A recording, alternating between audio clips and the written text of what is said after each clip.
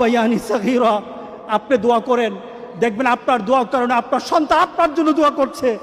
আপনাকে আল্লাহ যেন এমন সুযোগ করে দেয়, এমন কুলাঙ্গার সন্তান যেন আমাদের সন্তানগুলো আল্লাহ না বানায়। সবাই বলেন আল্লাহুম্মা আমিন। আপনার দালান, আপনার বাড়ি, আপনার সম্পদ, আপনার ব্যবসা, আপনার পৃথিবীর প্রতিপত্তি যত কিছু আছে সব আপনি দুনিয়াতে ফেলেই চলে যেতে হবে, কিন্তু সন্তান কিন্তু আপনাকে ছেড়ে দিবে না। সন্তান আপনাকে ছেড়ে দিবে না।